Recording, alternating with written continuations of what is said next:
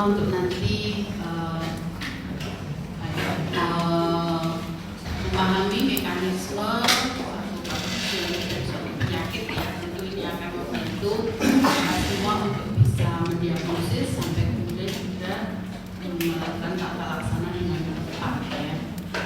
Dan saya kira kalau pengawasan dan yang pernah disampaikan berarti kan itu ya review juga sudah pernah dan sudah tahu ya, tapi kadang-kadang lupa ya, maka kita perlu mengingatkan lagi ya. Mungkin nggak usah pakai ini kali ya, sudah terdengar enggak? Enggak. Tes, silakan bisa terdengar? Oke, terima kasih. Kita akan review kembali supaya nanti ketika mendapatkan suatu kasus penyakit, Anda sudah langsung tahu, oh ini mekanismenya pada level pernapasan yang ini, oh ini penyebabnya adalah ini, oh ini karena dipengaruhi oleh ini, oh ini jarasnya ke sini dan seterusnya ya. Hari ini saya hanya akan membahas satu slide saja ya, yang karena ini hanya bahwa pernafasan itu yang penting kita tahu tujuan dari orang bernafas itu apa. Untuk apa sih kita itu bernafas? Ada yang tahu? Boleh tunjuk tangan, Mas.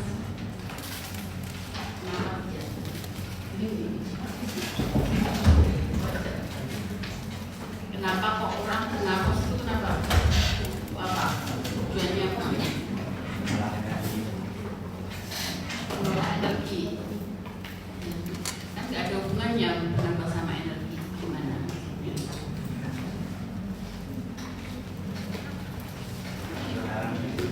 pertukaran gas.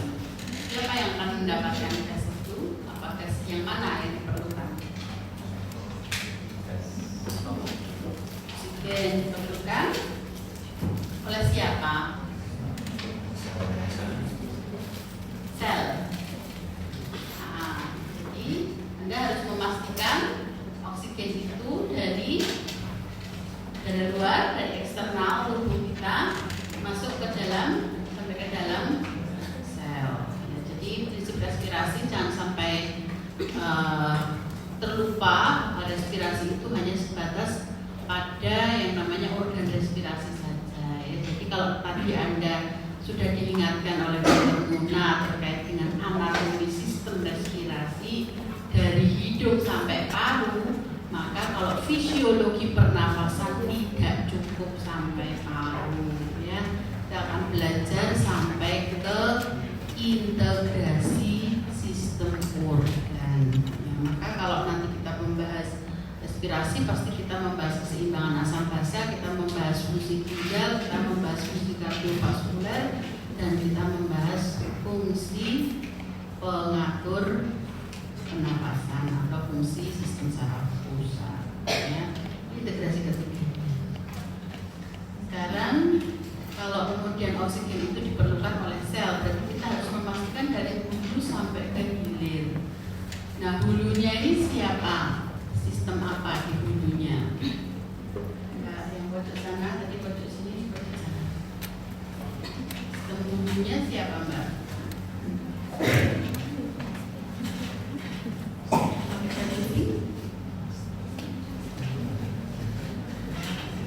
Hulu itu yang awal.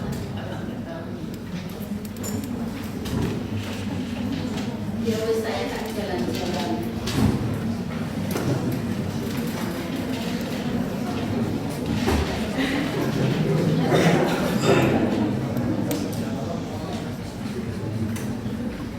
Enggak ngantuk. Kan coba berdua sudah kamu ulang. Itu yang ngantuk juga sama. Jalan-jalan.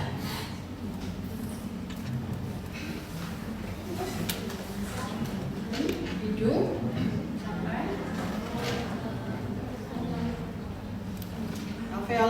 alveolus. Ya. Terjadi apa di sistem hulu?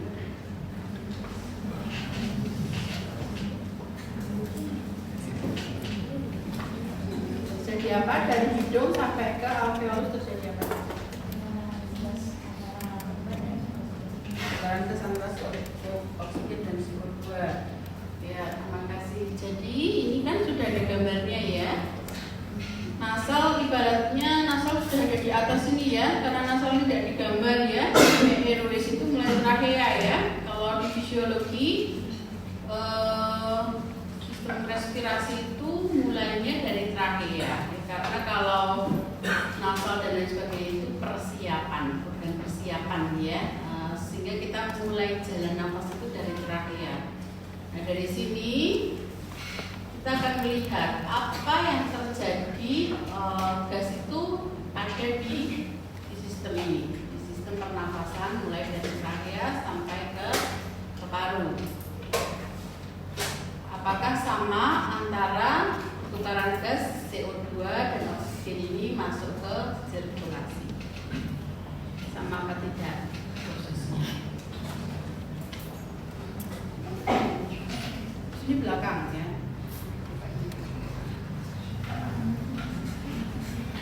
Kalau yang atas ini prosesnya bagaimana pertukaran gasnya?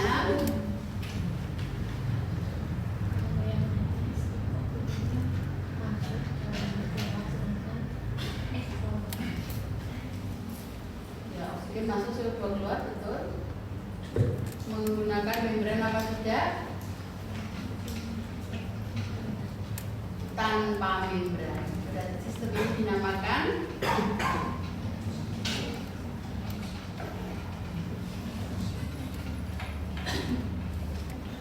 ABCD ya, ventilasi. Berarti tidak menggunakan membran. Berarti faktor yang mempengaruhi apa saja? Kalau ini nggak ada membran, berarti gas itu kan akan mengalir dari tekanan yang tinggi ke tekanan yang rendah ya. Berarti apa yang mempengaruhi? Udara bisa masuk dan keluar, yang mempengaruhi apa? Apanya? Tekanan apanya? Perbedaan tekanan apa? Oksigen dan CO2 antara dalam rongga dada. Ya, makasih. Sekarang belakang. Sebentar, ini dulu ya. Kalau bedanya dengan yang ini,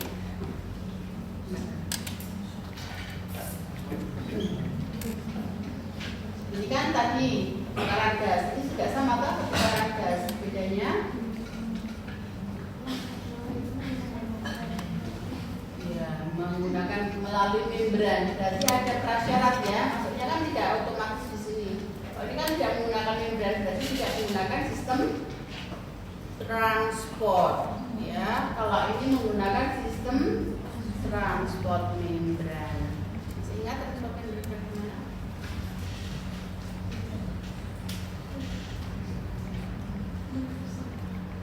Sudah. Transport membran itu ada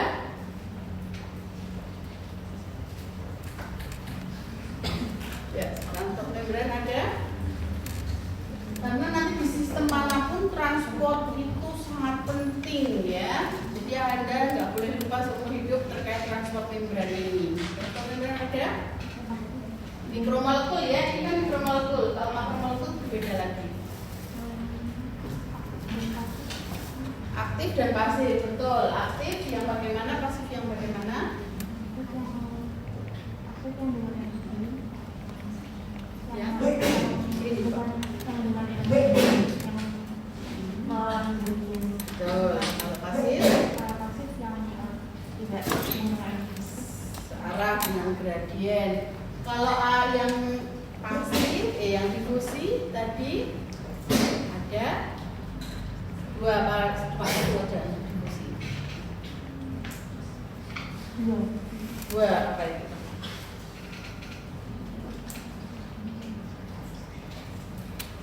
Sederhana dan campuran. Pak ya Mbak. Ya. Difusi ada difusi sederhana dan difusi terfasilitasi. Sederhana yang bagaimana?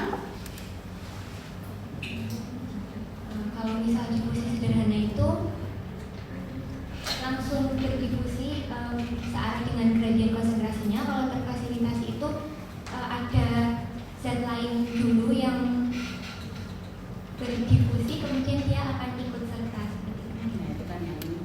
port ya. HU port ya. Kalau ini sederhananya saja. Kalau tidak terfasilitasi atau sederhana itu syaratnya apa? Molekul ini syaratnya apa? Supaya dia bisa masuk ke dalam membran, kemudian ke kompartemen yang lain, jalan bebas tol tanpa hambatan. Syaratnya larut dalam pokok air. Ini membran terdiri dari struktur membran. Lemak apa? Phospholipid bilayer, ya kan? Berarti dia syaratnya larut dalam lemak atau lipofilik, ya, bukan hidrofilik, ya. Oksigen CO2 bagaimana sifatnya? Ada siapa ya? Sifatnya lipofilik sehingga bisa langsung Ya, dia lipofilik dan juga mikromolekul. Jadi dia mampu menembus membran secara langsung. Ya, nanti kesetimbangan juga bisa ya.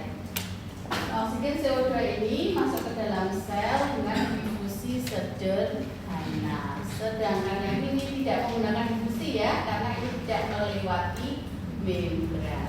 Jadi perhatikan perbedaan antara ventilasi dengan respirasi eksternal. Di sini respirasi eksternal.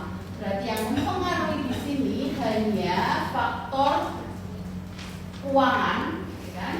Kalau yang ada di sini berarti tidak hanya sekedar perbedaan gradien, tetapi juga adalah terkait dengan fungsi membran. Ya, apakah fungsi membrannya terganggu atau tidak? Ya, kalau di sini karena ruangannya ini bisa mengembang apa tidak? Di sini ada hambatan apa tidak? Kemudian ruangannya cukup atau tidak, dan seterusnya. Ini terkait dengan ruangan, ya. Nah, sekarang yang mempengaruhi atas dulu. Kita masih bicara ventilasi dulu ya. Kita ke belakang dulu. Terima kasih. Ya, belakang siapa yang siap?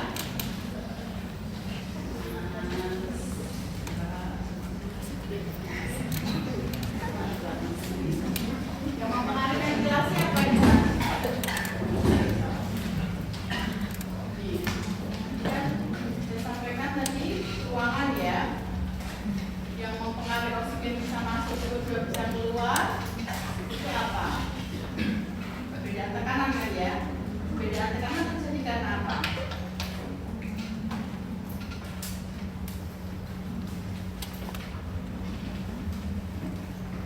Karena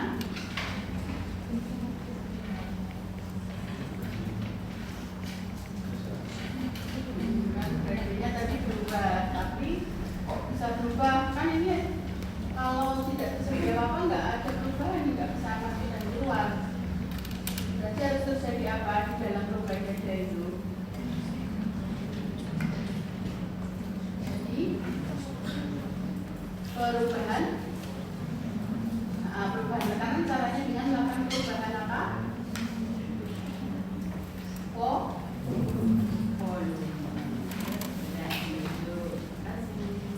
Perubahan volume terjadi karena apa, Mbak? Perubahan volume gradenya. Boleh didiskusi satu dan boleh. Kontraksi apa, Mbak? Kenapa kontraksi diafragma?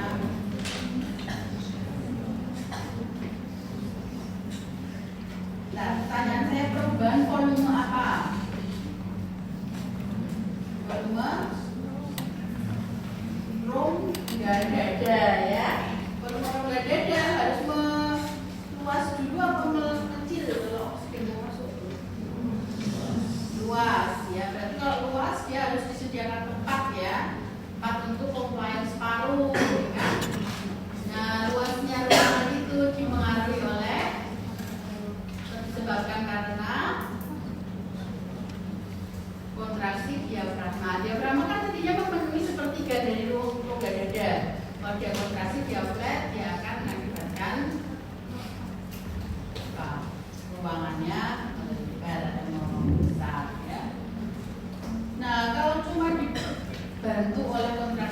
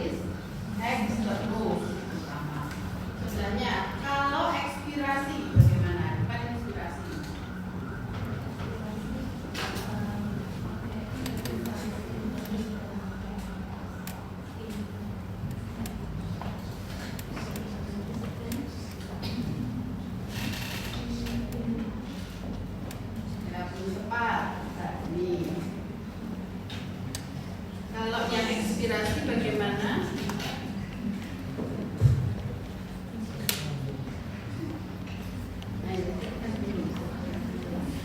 Menggunakan otot interkostal Interkostal terus ngapain nih?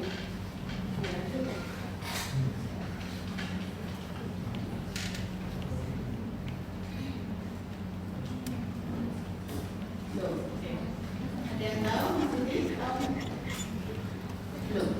Jadi kalau inspirasi dia terjadi kontraksi, tapi kalau ekspirasi tidak terjadi apa-apa, terjadinya adalah recoil paru, relaksasi diafragma dan otot intercostalis externus.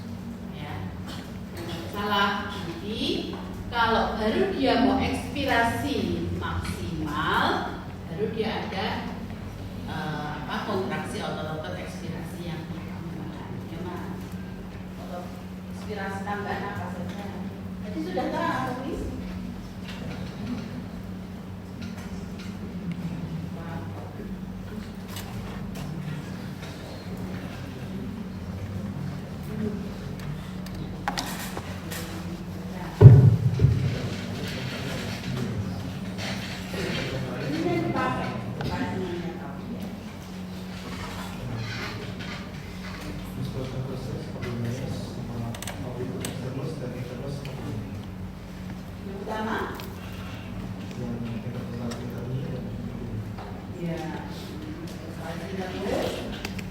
Dan kalau perlu tambah musculus abdominalis, ya itu kan banyak. Sehingga kalau kemudian terjadi pernapasan yang cepat dan dalam, maka biasanya akan terjadi retraksi. Ya, karena apa? Karena otot-otot intercostalis terus kan yang di dalam, ya dia akan kontraksi. Berarti pada saat dia inspirasi dia justru menarik, ya. Sehingga itulah yang mengakibatkan adanya retraksi pada orang-orang yang mengalami sesak nafas dalam waktu yang lama. Jadi kontraksi yang terus menerus, ya tidak efektif. Kemudian apalagi selain dari faktor rongga dada atau ruangannya, ya, apalagi yang mempengaruhi udara ini bisa masuk dan keluar. Ruangannya karena bukan tadi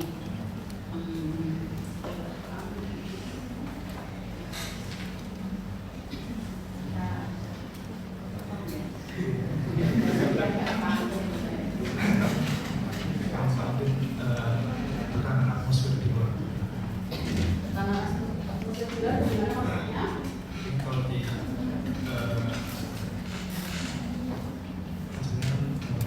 atmosfer di luar sama saja berbeda. Tapi kalau kita ada di tekanan tinggi, atmosfer yang lebih rendah, jadi lebih rendah, jadi udara yang sangat lebih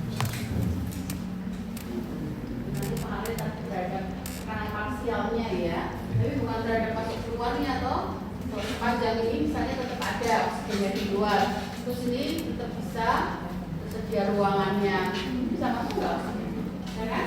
Nah itu kan ya berarti ya. Terus apa kira-kira yang menghambat ini? Kira-kira siapa nih? Di sini itu siapa?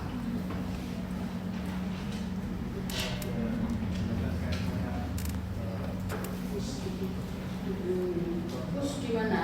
Terus ya mungkin ya di jalan.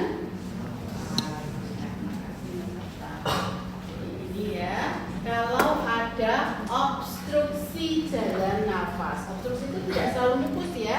Misalnya bronkokonstriksi, ya berarti di sini kelainannya ada di level ventilasi, bukan di difusi, ya, karena dia ada di sini. Meskipun Anda berikan oksigen banyak, itu tidak bisa karena di sini masih terhambat. Jadi ini Anda harus berikan antiinflamasi terlebih dahulu, Anda harus berikan mukolytik dan lain sebagainya sehingga dia jalan nafasnya bebas dulu. Maka kalau kemarin ada Swiss Lab ya, ada BLS ya, maka yang pertama kali harus Anda periksa adalah RW ya, seperti ya. RW-nya ini ada nggak? Dia bebas apa enggak? RW itu jangan hanya periksa orofaringnya, oh selesai, itu kan tidak. Tapi kan Anda harus melakukan pemeriksaan sampai kepada bronkus di sini, ya, karena di sini adalah trachea kemudian bronkus ini penting untuk menjamin bahwa RW-nya itu bebas. Ada pertanyaan? Belum ya? Nah, selain RW, berarti ini adalah zona apa kalau di dalam spirometri? Zona konduksi ya. Zona konduksi dimulai dari trachea sampai bronchiolus terminalis. Jadi ventilasi itu trachea sampai bronchiolus terminalis ya. Maka nanti kalau sudah bronchiolus respiratorius terjadi perbedaan proses atau mekanisme ya, mekanismenya menggunakan membran. Maka kalau kelainannya ada di bronchiolus, misalnya terjadi bronkopneumonia ya, maka itu kelainannya tidak di bronkus ini ya, tapi sudah di cabang ya, sudah terminal, sudah akhir, sudah di respiratorius, kemudian peradangannya juga di pneumonia, di parunya, maka dia di sini termasuk dalam kelainan yang ada di level respirasi eksternal, kan yang ada di ventilasi. Ini ya.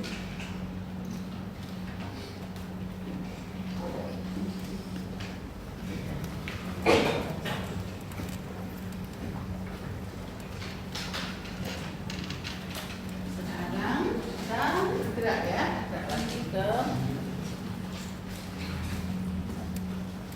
ini sudah ya, ngomong-ngomong.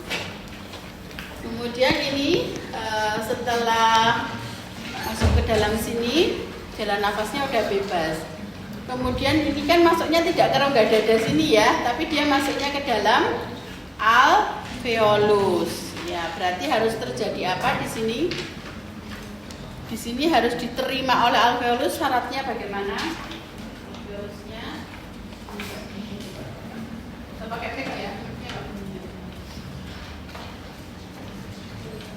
Alveolusnya ini syaratnya harus bagaimana supaya dia bisa menerima oksigen?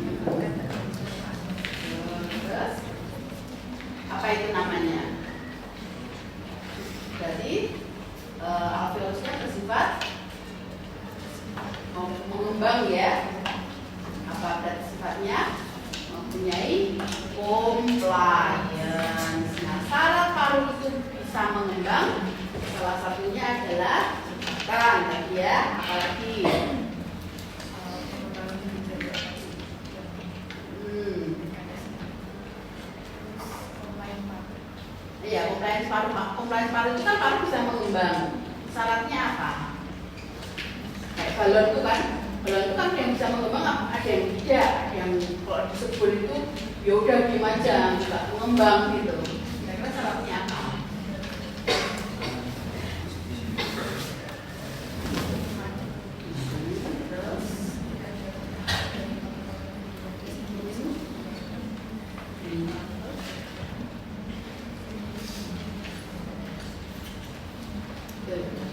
ya.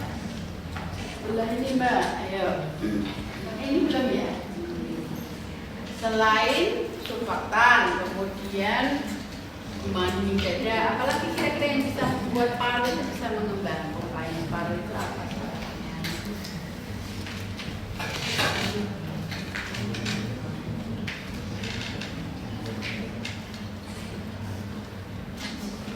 Depannya pakai kata E. Elastis, ya kan? Coba tuh, karetnya itu nggak mau elastis, rigid kan nggak bisa, ya kan? Jadi dia elastis. Syaratnya elastis dia harus produksi elastin, ya. Nah kalau sel-sel yang memproduksi elastis itu diganti dengan sel-sel fibrotik, maka dia sudah tidak bisa elastis lagi. Itulah mengapa terjadi terjadi restriksi, ya, keterbatasan compliance paru. Udaranya ada, jalan nafasnya tidak masalah, tapi alveolusnya tidak mau mengembang. Bukan karena pengembangan ini ada yang bermasalah, bukan karena surfaktannya bermasalah, tapi jaringan parunya itu udah nggak elastis. Dia banyak diganti oleh jaringan fibrosis. Contohnya pada penyakit apa mas bilangnya?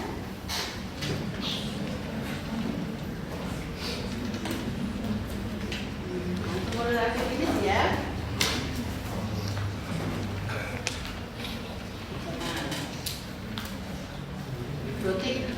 Fibrosis paru ya, mudah kan? Ya. Itu saja. Terus apa lagi? Mas Taufik kan.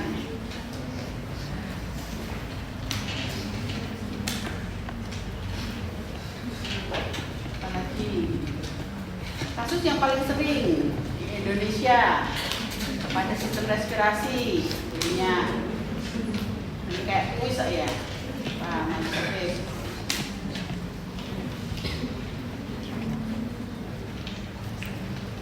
Nomor 1 dan nomor 2 yang bersama. Apa mas? MPC mas? Oh, bukan yang nomor 1 ya. Dan bukan pelayanannya bukan compliance. Bukan compliance kan? Kalau MPC? Bukan dong. Apa? Yang tahu?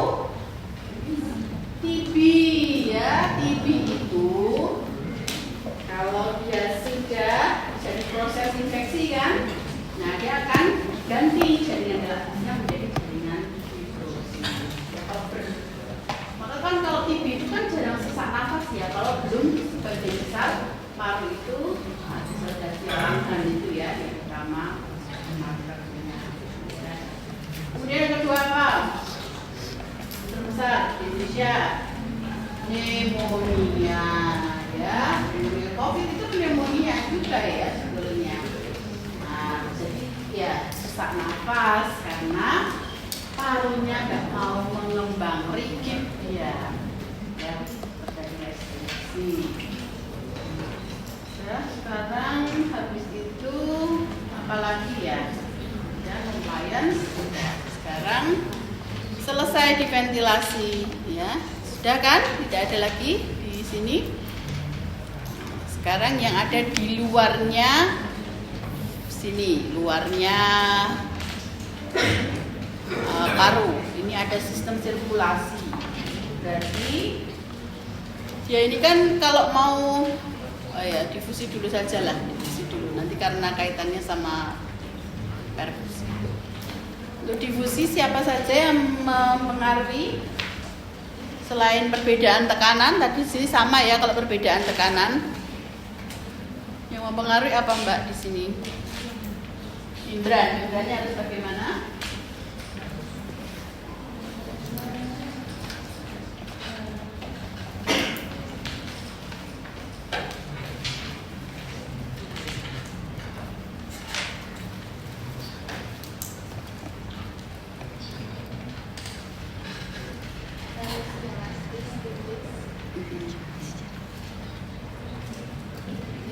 Elastis. elastis itu tidak pengaruh terhadap ini ya, difusi ya. Elastis itu compliance. Nah, kalau tipis, betul ya, dia mempengaruhi berarti adalah ketebalan membran. Kalau dia tipis berarti kan hanya satu lapis fosfolipid bilayer tadi. Ini kan syaratnya kan lemak lipofilik ya. Nah, berarti kalau dia menembus, tapi kalau ini diganti jaringan fibrotik kan dia juga sulit untuk menembus ya. Ayo sebelahnya Mbak. Apalagi selain tebal tipisnya membran. Luas permukaan ya, kalau kita bentangkan alveolus itu luasnya 100 meter persegi ya. Nah kalau ini misalnya terpotong atau bersatu dengan alveolus yang lain karena rusaknya membran, maka dia akan menjadi berkurang luasnya permukaan membran. Terjadi pada apa? Penyakitnya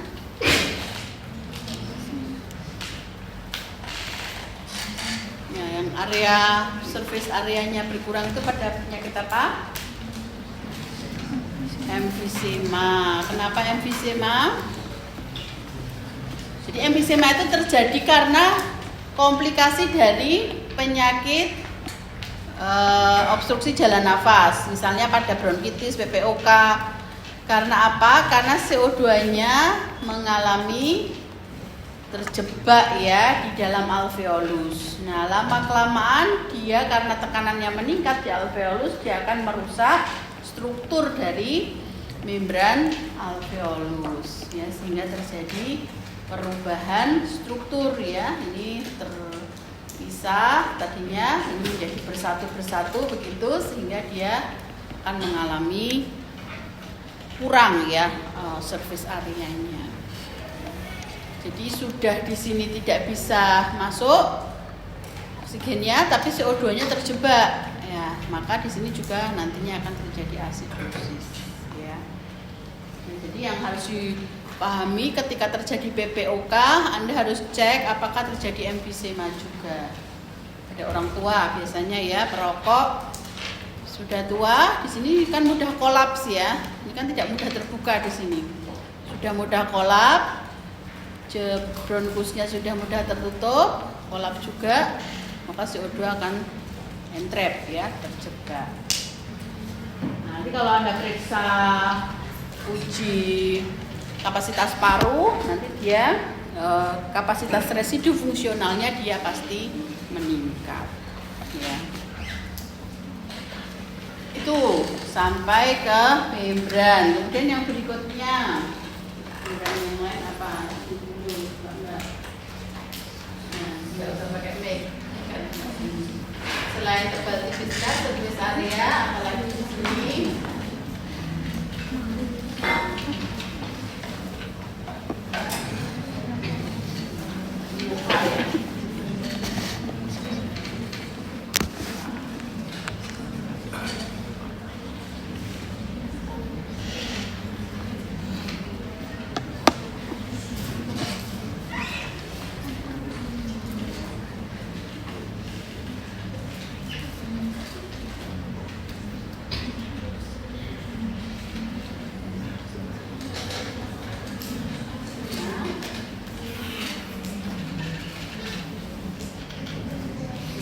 Ini loh, ini coba perhatikan Mbak Nova. Ini sama ini ada jarak enggak? Tidak ada, ya kan? Berarti jarak difusi. Coba ini kalau terjadi peningkatan jarak difusi pada keadaan apa?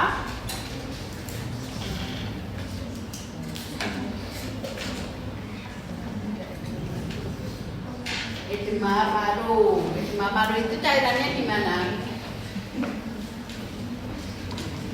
Di pleura, di jaringan interstisial, di alveolus. Pilih yang mana?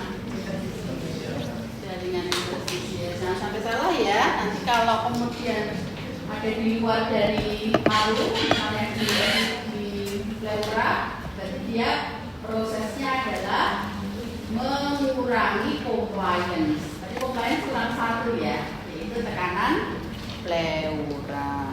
Kalau kehilangan negativitas tekanan pleura, misalnya pleuranya terisi cairan, nah, efusi pleura ini juga paling sering ya, bukan penyakit. Kalau efusi pleura itu adalah tanda atau sign, simptom ya. Sign kalau dia bermasalah ya parunya atau sistem respirasinya. Misalnya di sini ada cairan atau ada pus, nah abses paru tadi ya. Abses paru kalau terjadinya itu di pleuranya berarti dia bukan mengakibatkan kelainan pada difusi, tetapi kelainan pada pengembangan paru. Maka yang harus Anda lakukan atau misalnya istri darah, pneumotorak ya. Berarti yang harus dilakukan tidak bisa memperbaiki dari jalur difusinya, tapi yang harus Anda perbaiki adalah dari jalur compliance-nya. Anda harus perbaiki di daerah pleuranya, terus kurangi tekanannya ya menjadi negatif. Caranya dilakukan WSD ya. Jadi ini dikeluarkan isinya, gasnya, cairannya, darahnya dan sebagainya. Sampai sini apakah ada pertanyaan? Jelas ya. Ini review saja, jadi pasti ya sudah. Oh iya berarti ya. Kemudian sekarang kesetimbangan oksigen CO2 ya. Difusi oksigen CO2 ini harus kita perhatikan kesetimbangan ya. Oksigen ini di sini berapa? 104, di sini 40. Berarti perbedaannya 64. Saya jawab sendiri ya, biar nggak lama. Terus ini CO2 45, di sini 40. Berarti bedanya 5. Kalau ini gradiennya itu perbedaannya 12 kali lipat, kira-kira bagaimana kecepatan difusinya? Nah, apakah sama oksigen beda 64, CO2 beda hanya 5? Oh berarti ini sudah duluan nih, cepet kesini. Sudah ini lambat nih nanti. Tadi kecepatan difusi tergantung perbedaan gradien toh. Kalau ini semua membrannya normal, berarti oksigennya banyak tuh yang masuk ke sini. CO2-nya lambat nih, CO2-nya menumpuk di darah, acidosis. Apa begitu? Sama, setimbang. Kenapa? Kenapa tuh kok bisa sama? Ini setimbang ya. Ini equilibrium dalam 1 detik ini. Equilibrium semua.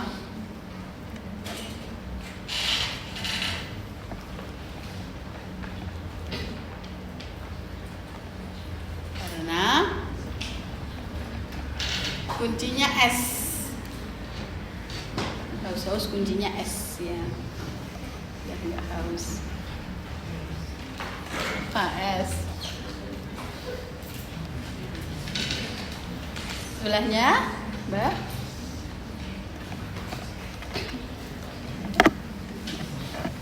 Bahasa Indonesianya K.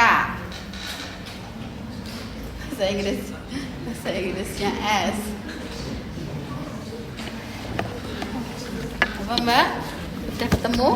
Kelarutan ya, solubilitas gas di dalam sirkulasi ya. Oksigen itu solubilitasnya dibandingkan CO2 1/20 atau CO2 itu solubilitasnya 20 kalinya oksigen. Sehingga meskipun perbedaannya ini adalah berapa kalinya? 12 ya. Ya sekitar 12-13, tetapi karena CO2 ini solubilitasnya lebih tinggi 20 kali, maka ini bisa terjadi equilibrium dalam waktu sakit. Kenapa kok seperti itu? Ya, ini harus terkait dengan range ya. Artinya oksigen itu memang didesain bahwa dia itu bersifat, karena sangat diperlukan oleh tubuh ya, tidak toksik yang pertama, dan yang kedua range-nya sangat luas. Dia atau kita bisa bertahan hidup dengan oksigen antara 10 sampai 1000. Ya, Sedangkan CO2 ini kita hanya mampu bertahan hidup, artinya dosis letalnya 5 sampai 8. Dengarkan azan dulu ya. Sambil minum, sambil makan.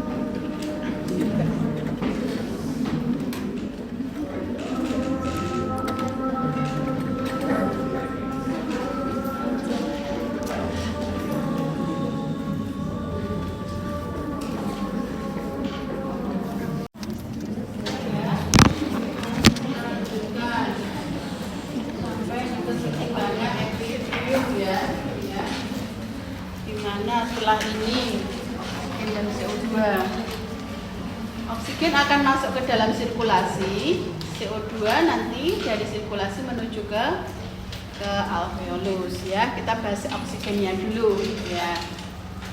Tapi sudah sampai di sini timbang ya sama CO2, maka oksigen akan masuk sampai ke sel kan, tadi kan tujuannya kan dia memenuhi kebutuhannya di sel.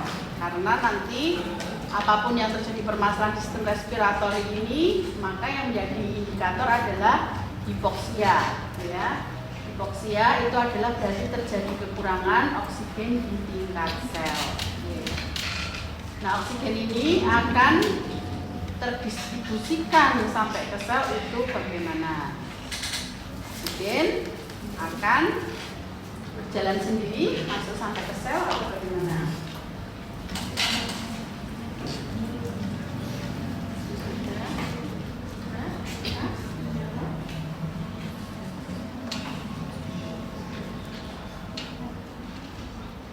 Oksigen akan jalan-jalan sendiri sampai ke sel bagaimana?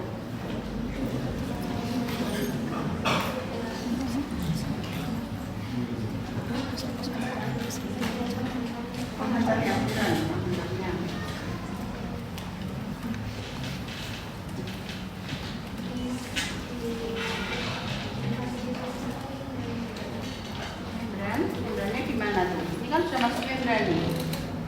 Ini kan sudah, kan tadi respirasi eksternal sudah. Saat sirkulasi ini dia dibantu siapa oksigen?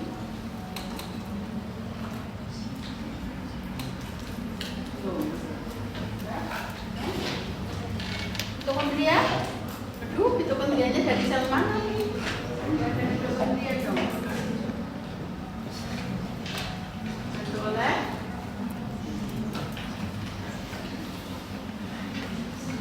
Sebelahnya hemoglobin. Kan yang mentransport kan hemoglobin. Kenapa? Karena oksigen itu kan segera dibutuhkan oleh sel, ya. Kalau dia berjalan sendirian hanya terlarut dalam plasma, itu kapasitas oksigen carrying-nya akan sangat lambat. Perbandingannya ini masih ingat ya slide-nya.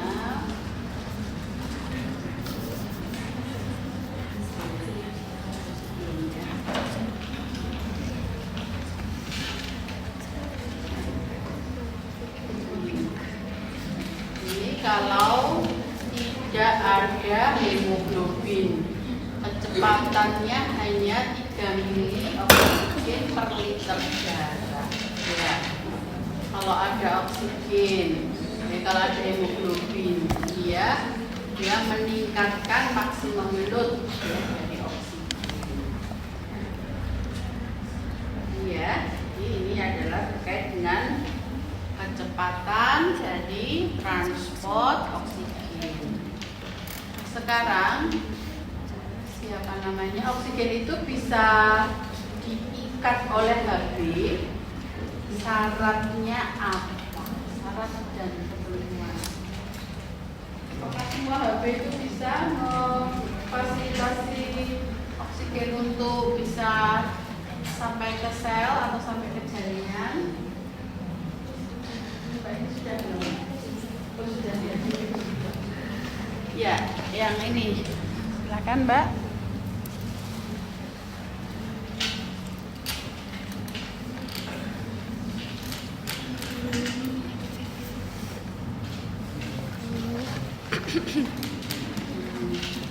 Kalau hemoglobinnya mengandung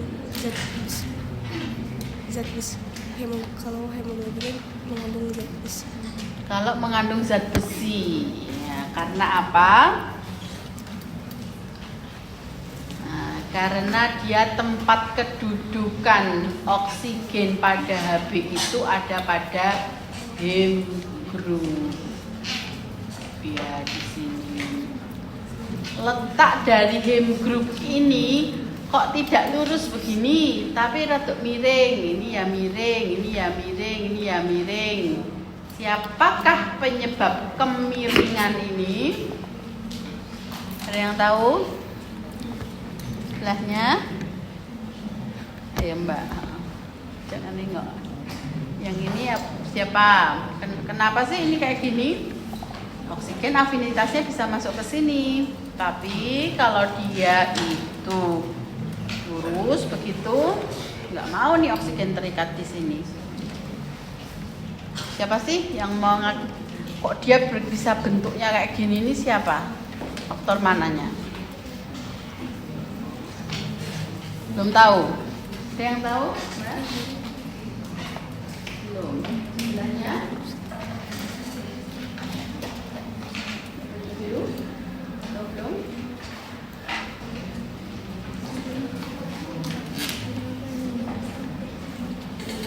Struktur cincin? Bang.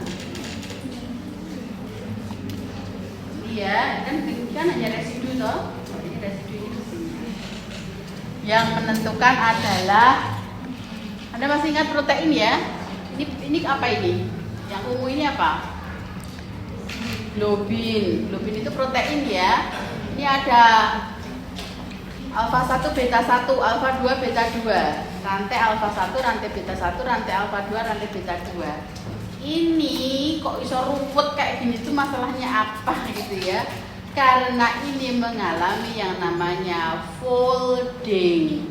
Folding itu tergantung dari residu asam aminonya itu dia melipat seperti apa yang nantinya memudahkan heme group supaya dia bisa terletak di sini ya.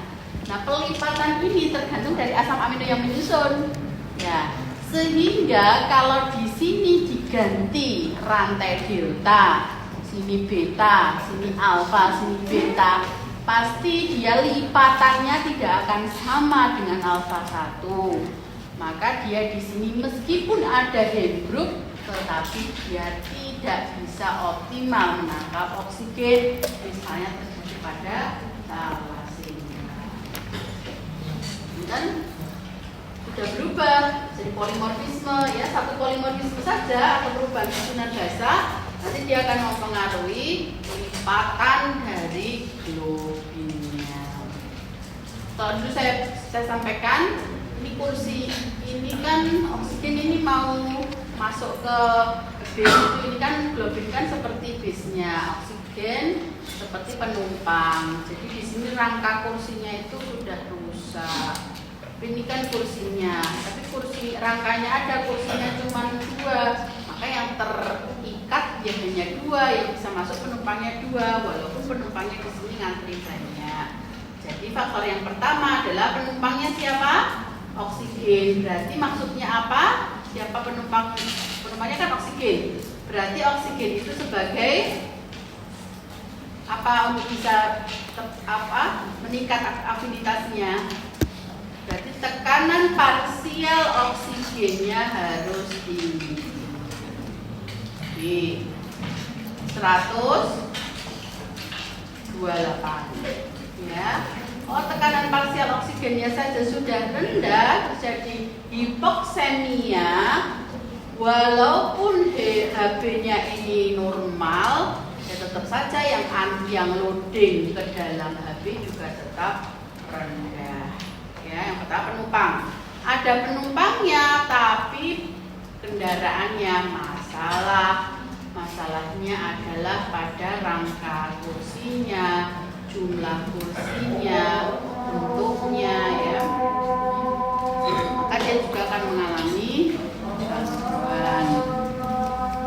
Ya, berarti ini kan tadi ya pada thalassemia, pada anemia sickle cell ya. Kalau ini terjadi pada defisiensi besi, misalnya ini kurang jumlahnya.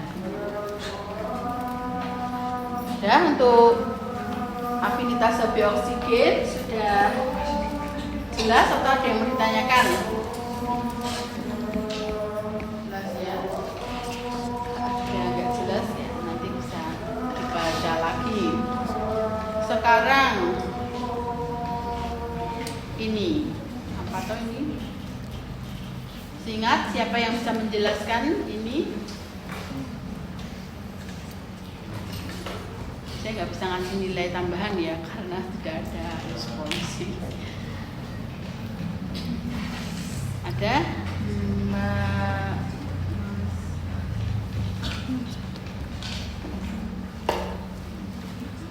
Andrea.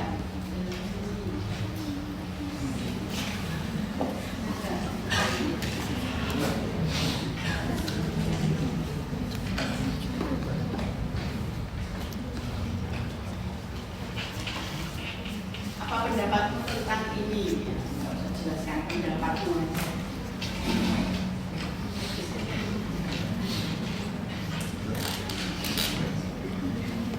Ya mikir saya istirahat ya.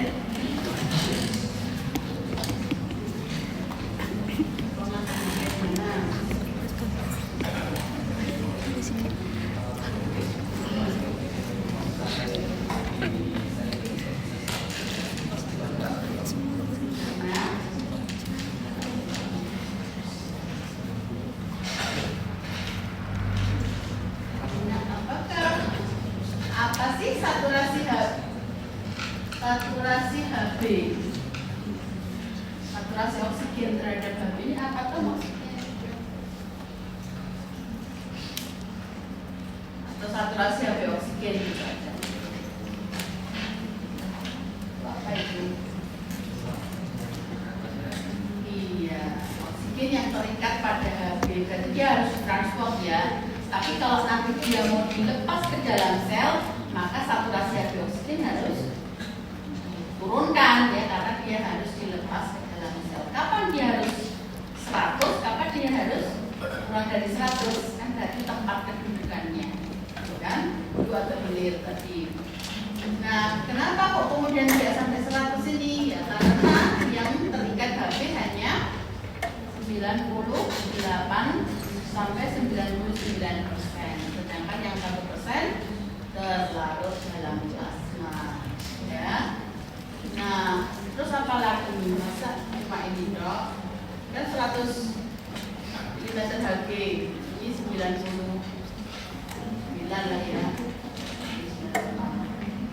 Terus apa lagi? Ini ada resting cell, ada angka 40, ada angka 5.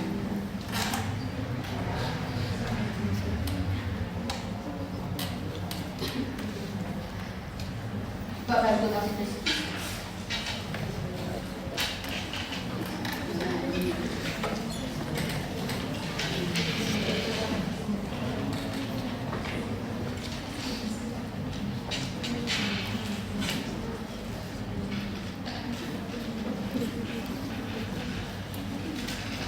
Gimana deskripsi?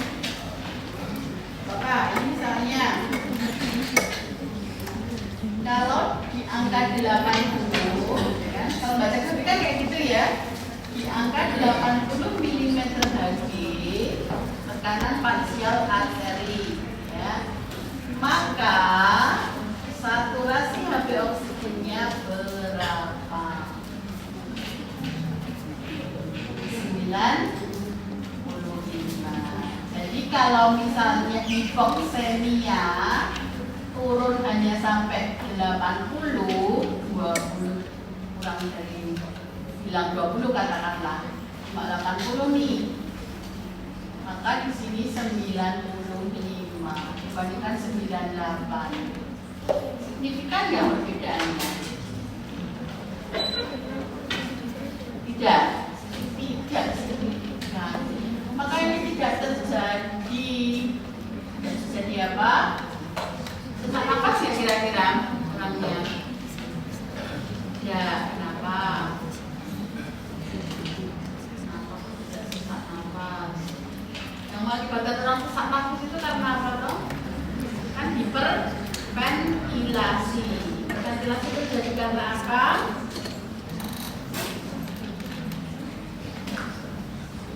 Karena respon dari pusat pernapasan kan? Nah, kenapa kok pusat pernapasan bisa merespon? Karena adanya perubahan tekanan parsial oksigen dan CO2, ya kan?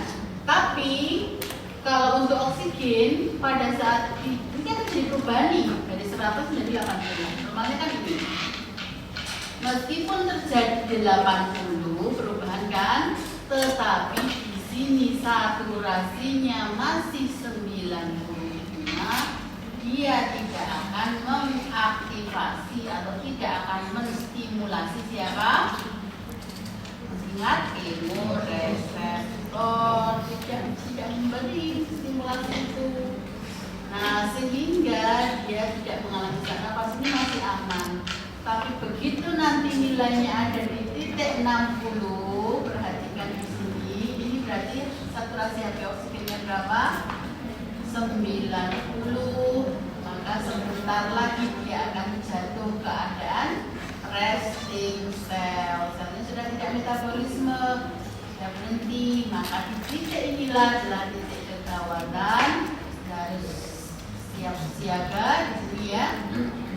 Dan pada keadaan oksigen di arteri tadi ya, alveoli kan masuk ke arteri, itu 60, ini akan mengaktifasi atau menstimulasi kemoreseptor sehingga terjadi hiperventilasi. Jadi kalau datang kepada Anda seorang pasien dengan tekanan, ini kan sehari-hari nanti Anda baca tekanan gas darah, ambil gas darah 80, PCO2 misalnya 50. Anda hafal ya, PCO2 itu harusnya berapa? 45 kan? Ya, jadi 50.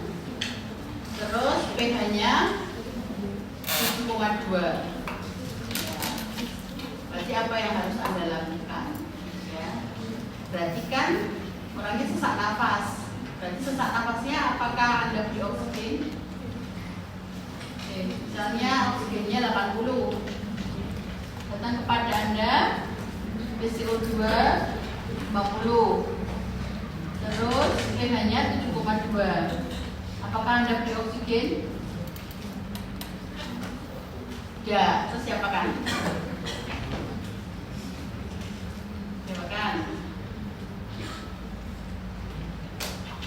Lihat apakah terjadi trapping dari CO2 karena CO2-nya kan meningkat ya, periksa aeroisnya ya kan, periksa bagaimana breathing pattern-nya, pola pernapasannya, periksa apalagi kemungkinan yang menyebabkan peningkatan CO2.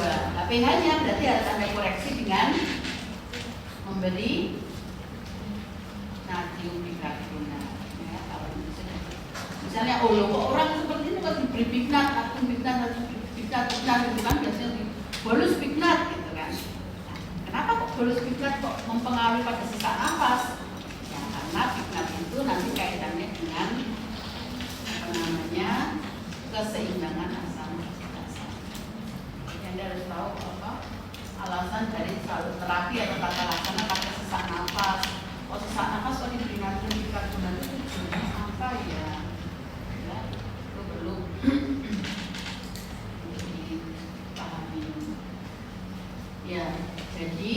yang sering mengakibatkan sesak napas itu bukan dari hipoksia, tetapi hiperkapnia.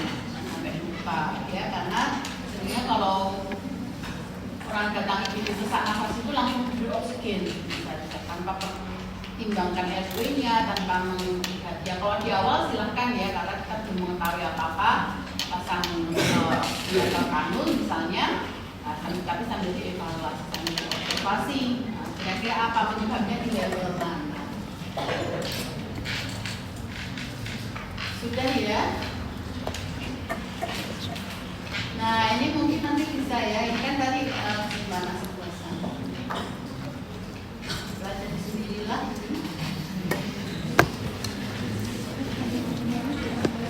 Kalau CO2 nanti terkait juga dengan gimana satu yang transport CO2. Jadi di kelas A sudah saya terangkan yang ini, kita bisa lihat di kodnya ya. Capek kalau kita mau dijelaskan atau ada yang mau menjelaskan peran CO2 ini bagaimana transport CO2? Ada kuliah lagi ini farmasi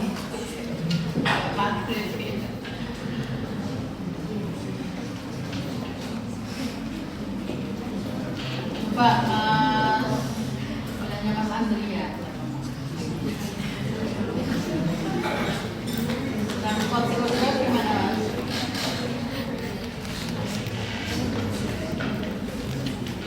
Ini gampang banget, ini sudah ada semua cara.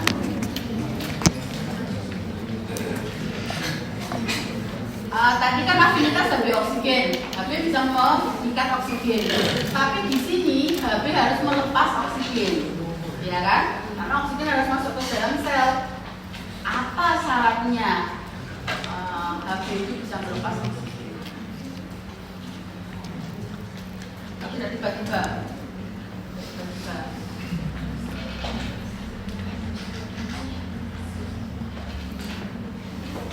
Tahu Mas? Coba diterangkan dari ini.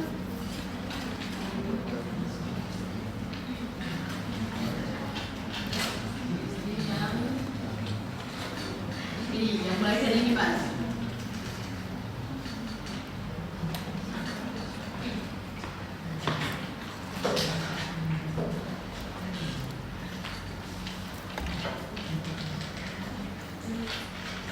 Belum? Sebelahnya? Masih?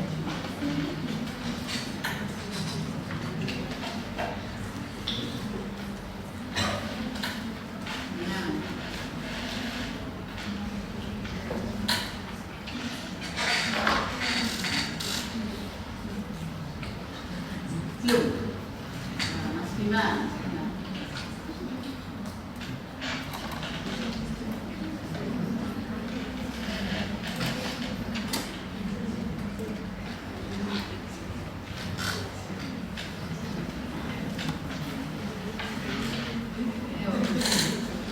Menunggu ini tak pulang.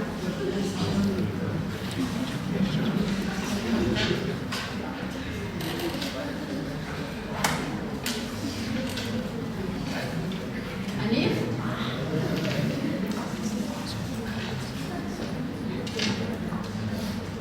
Nah. Ya.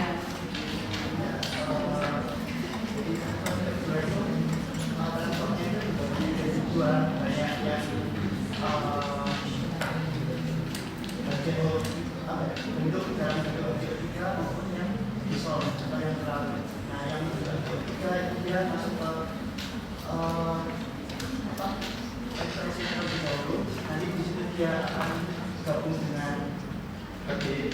Terus sebagian gabung sama AB, sebagian lagi jadi kami dari reaksi CO2 versus H2O. Jadi H2O3 nanti jadi H2O3 sama H+NO3 ini nanti diikat oleh HB sebagai batas. Terus habis itu apabila tidak sampai ke mana paru-paru, terutama apabila terus si CO2 itu ada 3 minyak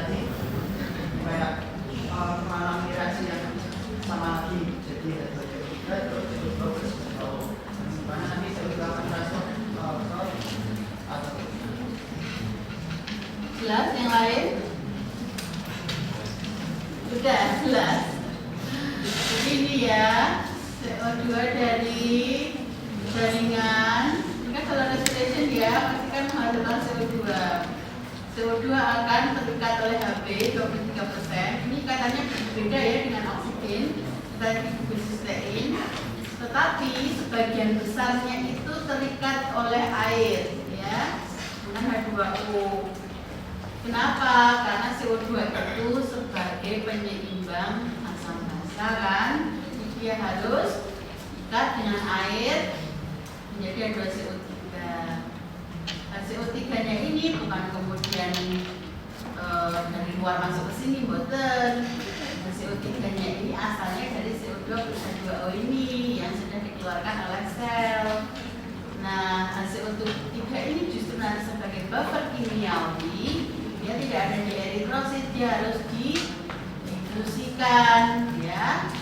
Difusi ini kan dari eritrosit masuk ke plasma, ya. Masuk ke plasma ini tidak boleh keluar sendiri karena ini ionnya negatif, harus ada penukarnya. Penukarnya adalah klorida, namanya fluoresif. Nah, CO3 di sirkulasi dia berperan sebagai buffer kimiawi. Sedangkan Hb di sini akan mengikat ion H+ sehingga menjadi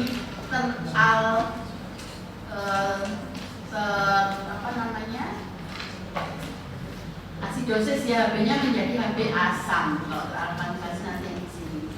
Hb yang asam ini mempengaruhi afinitas Hb oksigen. Ini kan sama, Hb-nya kan sama. Meskipun ikatan oksigennya kan di tempat berbeda.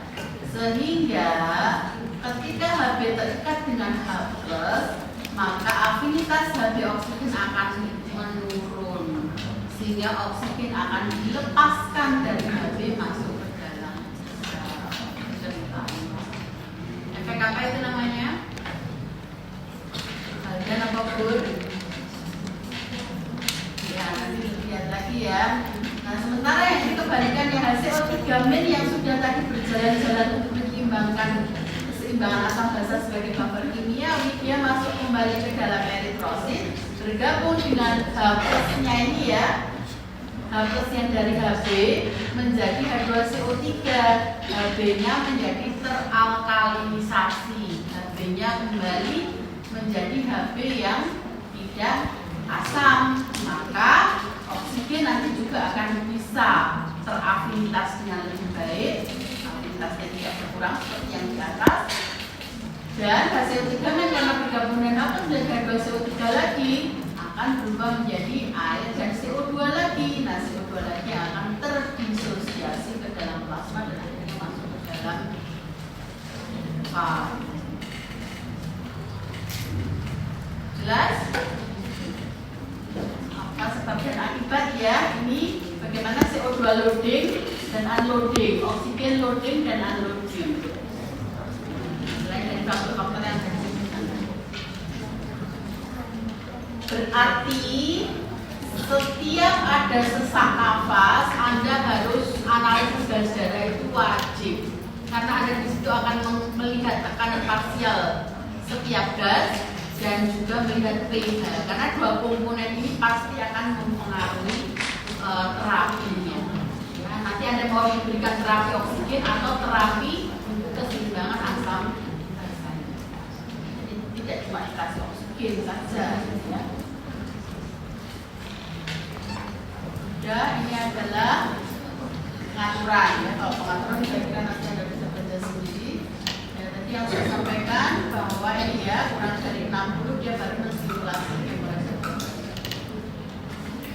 Baik, karena sudah jam 4, saya kira masih ada pertanyaan juga.